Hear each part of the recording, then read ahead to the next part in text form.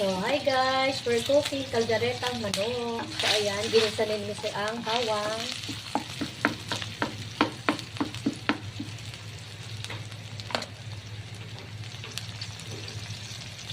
Isang buo na yung manok, ano? Noong naluto, doon para di. At maamay. Naku, parang ang dami sili. Good luck.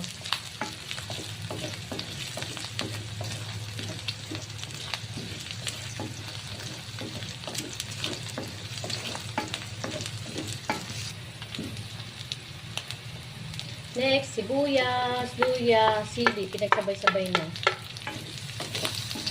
Mix. Next, ilalagay na ni Daddy lahat yung bali, pinaano niya muna yung kanina. Pinaso. Ayan.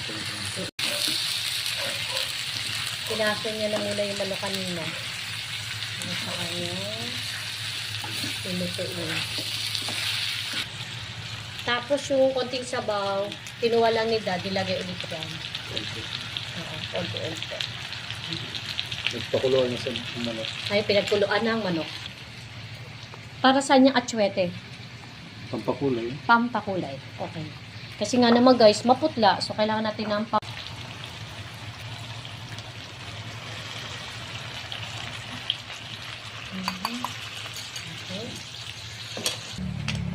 Next, nilagay niya ay tomato paste. Added color.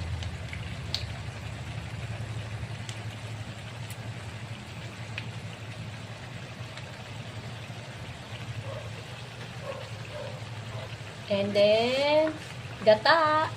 So, ayan. Gata naman. Gata. Kukumama. Si Kukumama.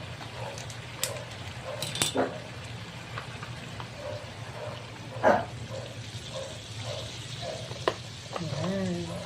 And mix. Then, yun na guys. Pakukuluin na lang and then, tipla-tipla na lang. Ayan. Adjust na lang the lasa. Asin, betsin. Ayan, asin, betsin daw. Gusto mo. Kaya na lang pero maanghang na yun guys. Ilan sili yan, Daddy? Dalawa? Tatlo? Apat. Oh, apat! Good luck kung makakain ka. So, ayan guys.